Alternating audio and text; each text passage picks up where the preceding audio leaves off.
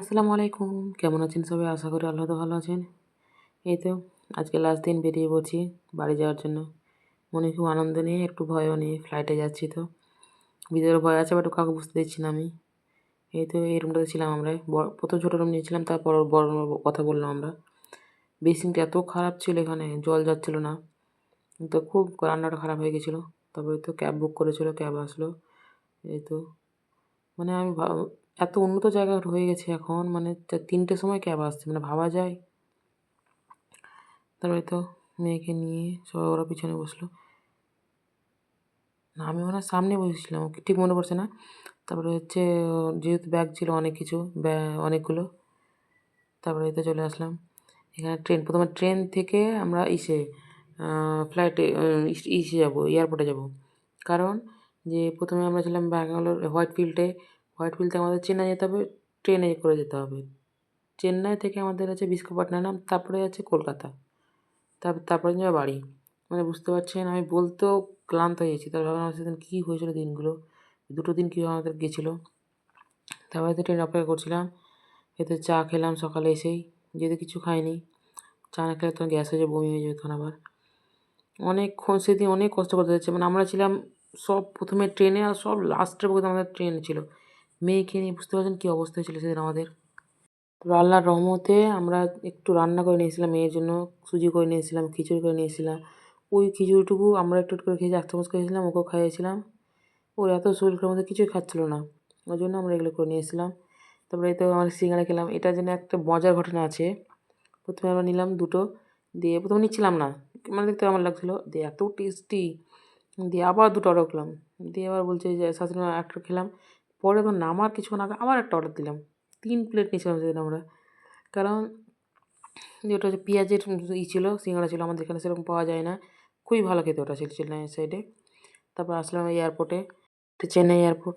ঢুকতে আমাদের তো এখানে চেকিং করলো। এখানে পাস না পেলে নাকি যেতে পারবে না। একটা পাস দেয় এরা।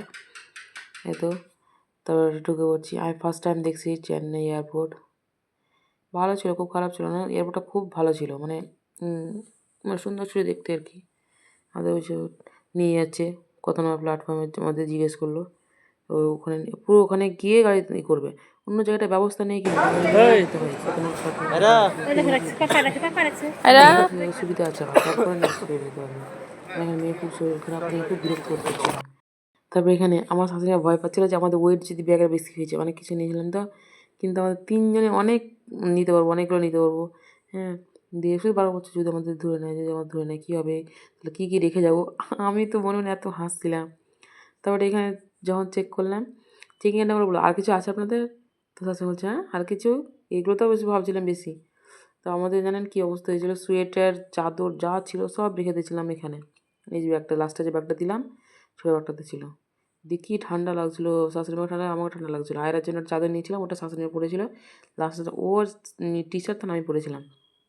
এই দেখেন, দেখতে যেতে ওটা আমি। ওখানে কী সুন্দর দেখা যাচ্ছে না? দারুণ লাগলো জিনিসটা দেখতে আমাকে। হ্যাঁ, এই দেখেন আমি জুম করে দেখছিলাম। আমারটা আমি এই শাশুড়ি মাকে দেখালাম। হ্যাঁ, দিয়ে খুব ভালো লাগছিলো জায়গাটা দেখতে।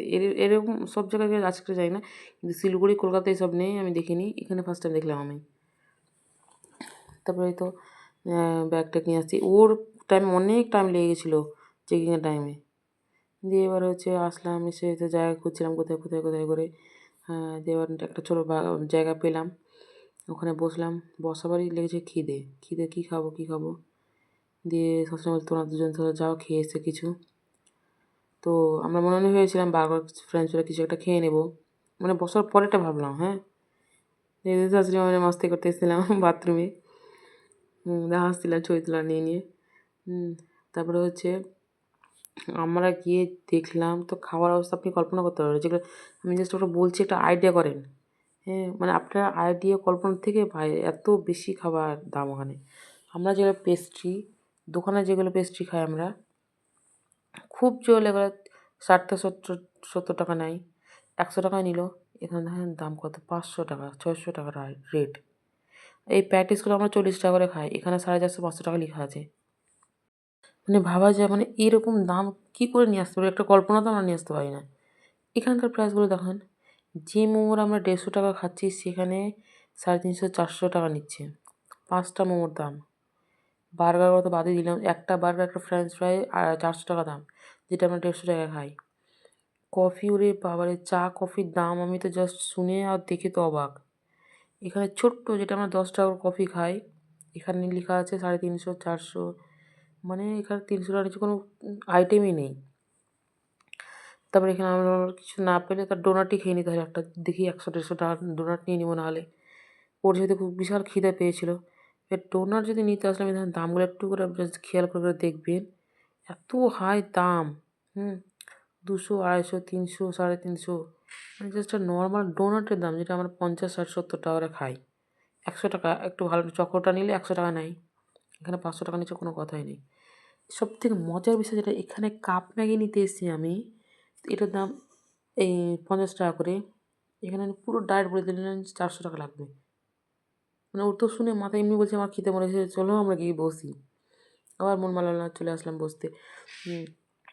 অনেকক্ষণ বসতে থেকে শাশুড়িকে দেখালাম, একটা প্লেন ছিল না প্রথমে এখানে, তারপর দেখালাম প্লেনগুলো এতে আসলো তখন। হ্যাঁ, এই তো এতে এই প্লেনটা দেখালাম, জুম করে করে দেখাচ্ছিলাম আরও। ফোন এমনি দেখতে পাচ্ছে, ফোনে দেখালাম ভালো করে। ও তো বুঝতে পারিনি, বলছি এতটুকু ছোটো প্লেন মা, তো কী করে যাবো, তো ব্যাগ কোথায় রাখবে, এত হাজার হাজার প্রশ্ন। বলছে আপনি চলেন তো, আপনি কোথায় কিসে নিয়ে যাবে, কীভাবে নিয়ে যাবে, কোথায় বসবেন, আপনি কতজন বসবে তাও বুঝতে পারবেন। দিয়ে হচ্ছে মেয়ে খুব জ্বালা ছিল ওখানে, শাশুড়িমা বলেছিল, মানে ও আমাদের সবার ওখানে শরীর খারাপ তো হয়েছে হয়েছে, সবথেকে কষ্ট আমার মেয়ের হয়েছে। দেখ, আপনাকে যেটা দেখা, এই মেয়েটা যা গেল না, ওটা হচ্ছে ক্লিন করার মহিলাটা ছিল মনে হয়। ওখানে কি মজার হাসলাম আমরা, নিচে ইটা ছিল, হাতে ধরেছিল, নিচে পড়ে গেছে ওটা, দিয়ে ওটা নিয়ে খুব হাসাহাসি করছিলাম। এই প্ল্যানটাতে আমরা যাবো।